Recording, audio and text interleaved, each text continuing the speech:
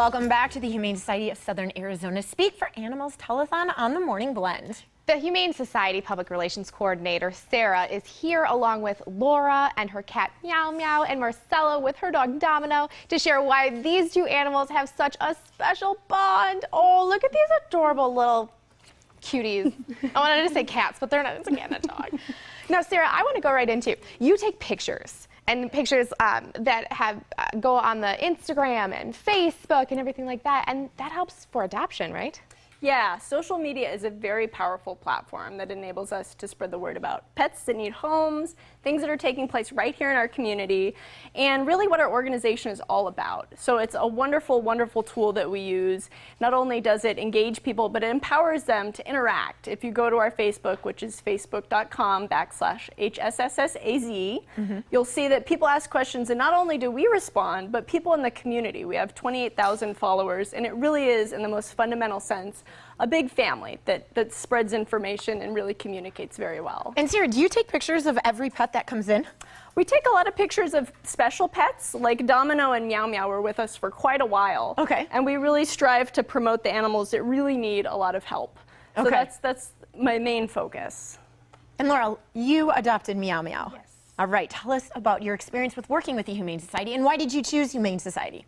Well, we went to Park Place Mall. They have a little shop there. Yes. We always stop by. My kids, I have 3 kids, and they love to stop in and look at all the animals. And we just kind of decided they're all at that age that it's, a good time for them to know the responsibility of having one. So everyone has been super nice. When we went in there, we felt like we were adopting. My husband even said we thought we were adopting Elvis, because everyone loved him so much, and we're so happy to see him go. And how did this little kitten get his name? Because we can kind of hear. Yes, he answers. Oh. And Domino and Meow Meow actually have a very special bond. Yes. Marcel, you want to tell us about that? Yeah, well, they told us at the Humane Society that they were really good friends, and that, she was in the outside where they have people come in, and Meow Meow would come out and go hang out with Domino. So she's like really Milo and good. Otis. Yes, yes. Oh my gosh.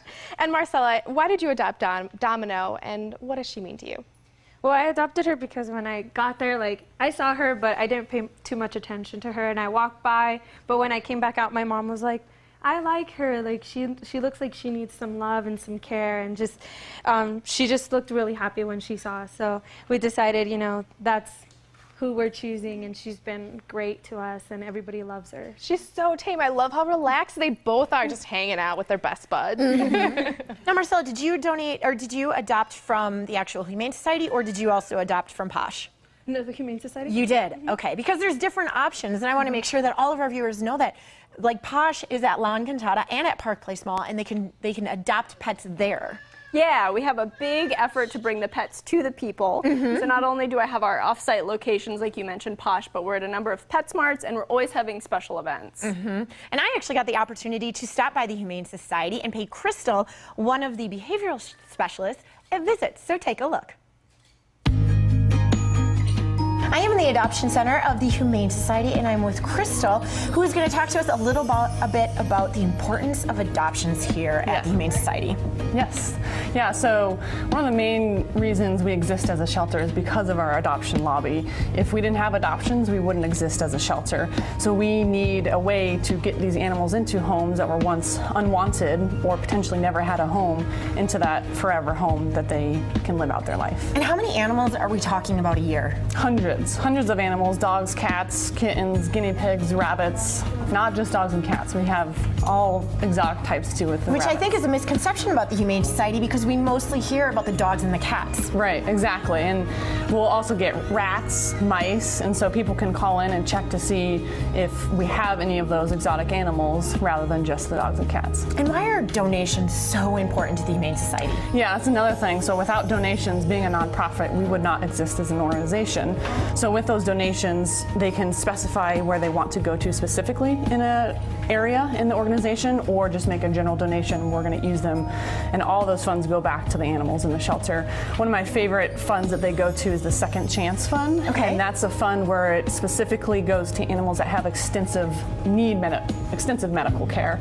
So that's something where if they need their eyes removed, a dental, knee surgery, hip surgery, they're going to need extensive medical care as well as extensive rehabilitation. And I've personally fostered an animal that needed that, and so I love it when people donate to that fund, because without that Second Chance Fund, we wouldn't be able to do a lot of surgeries on animals that have extensive medical issues. What are some of the other programs that you use the money towards? Yeah, of course, you know, food, toys, blankets, stuff that gets wear and tear every day that we need to replace.